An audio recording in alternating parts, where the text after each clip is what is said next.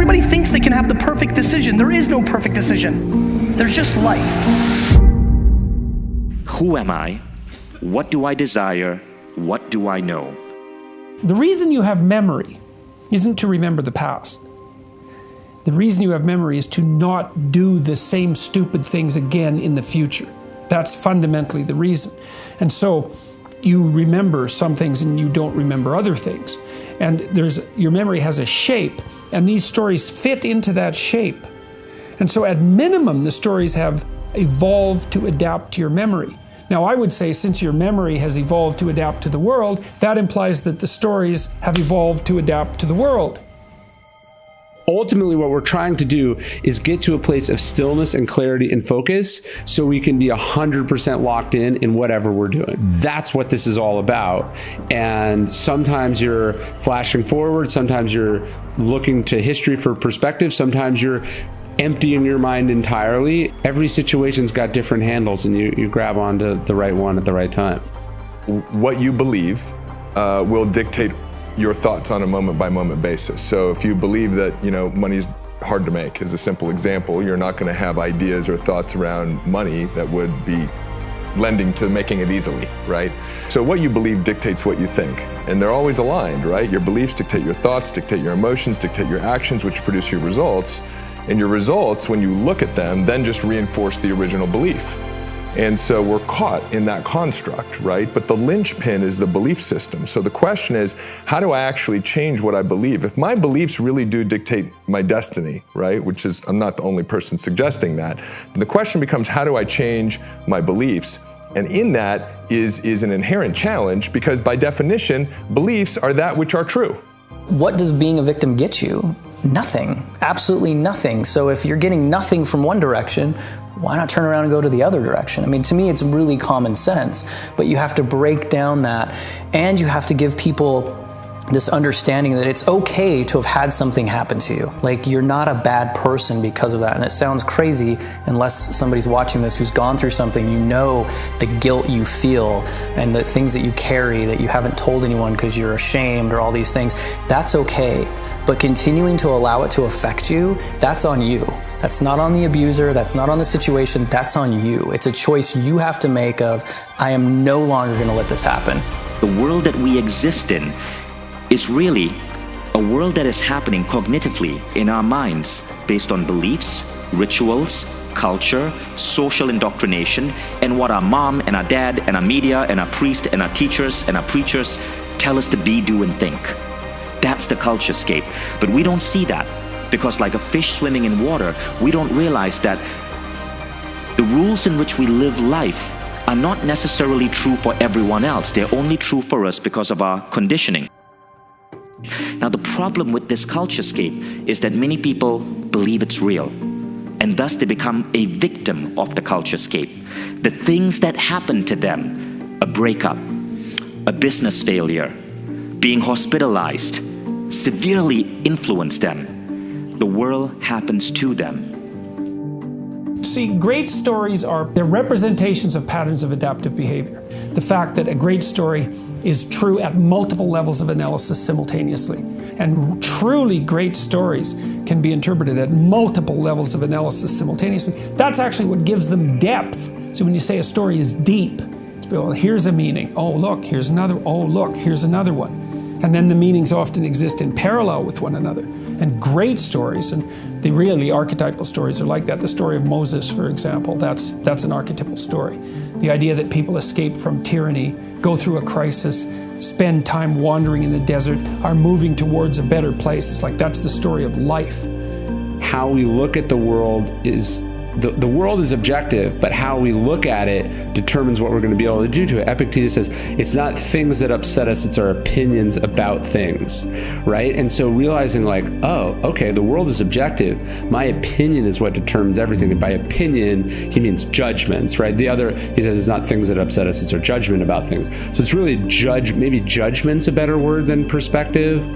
I would either be in a powerful state of being, states like joy, curiosity, excitement, calm, peace, passion, or I would be in a primal state of being, boredom, anger, frustration, some form of fear.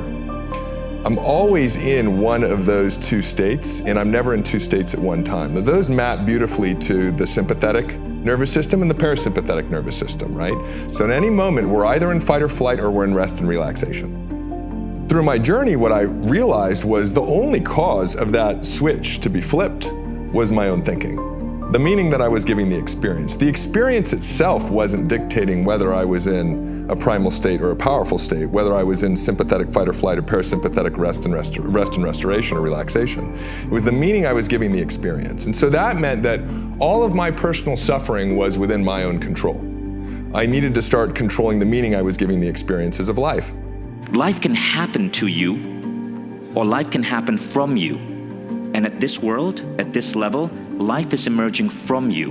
You are creating the world as you want to see it. You don't like the university system, you create Mind Valley U. You don't like the way mobile phones work, you create the iPhone. Now, it doesn't have to be something as big as that. It could be the way you hack your education. It could be the way you start your business. It could be the way you told your parents that you were not going to blindly follow their fundamentalist religious ideas, even though they had been part of your family for 300 years. You create your own rules. And this is when this great awakening starts happening. And I'm gonna use this for everybody. Everybody's so crippled by decisions, but you never know how the other thing worked out. Let me give you an example. Let's say you don't go to college and you start this business and you were 100% right and it's huge and you're doing so great. What I'm saying is, you're not gonna know. So choose, live, and then if it works out, great, and if it doesn't, adjust.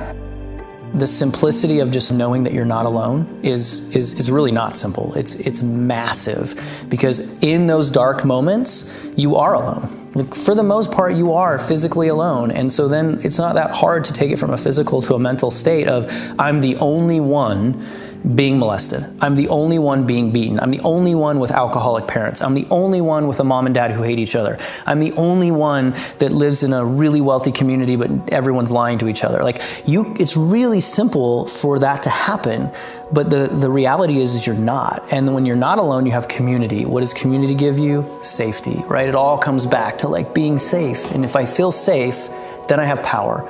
And then I can do something and control and all these different elements. The world as you see it is an artifact of a previously held point of view. Your eyes are always looking at the past. Everything we see in this room, as we get out of this room, as we go home, as we survive in the world, as we go to our jobs, it's looking at artifacts of the past. And at this level, the level of awakening, you come to see that. And so you're constantly thinking about how can you create a new world that suits how you want to live life. And so you know that thing about how thoughts create reality? At this point, it's true. And it's not the mumbo-jumbo version of your mind creating reality. Not that that's not real. Here your thoughts are actually creating reality because you are questioning the cognitive plane. You are questioning the rules and the assumptions and the cultures and the beliefs that we hold on to so tightly, thinking they are real. Many of these have hit their expiration date, but people still leave it in their fridge like sour milk. Now what you're doing is opening the refrigerator door, looking at what rules, what beliefs have hit that expiration date and discarding it. And then creating your own stuff to put in that refrigerator. Believe that life is working in infinitely intelligent ways for our greatest growth, our greatest prosperity, our greatest evolution, that at any moment it's a moment of perfection, right? That it is supposed to happen. And so in that we can live with acceptance, we can live with surrender. We may not actually see it in the moment how it's working for us, but we can choose to trust that it is if we want to. Of understanding that you're in control. You control your destiny. You can create what you want to create. You have gifts that nobody else on the planet has. You have talent. You have everything. Everything you need to become whatever you want is right here. And I don't care what the limitations are. Physical, mental, spiritual, I don't care. Everything is there for you. Go forth. Be a visionary. Don't take no for an answer. Question the rules and live life on your terms. As you make a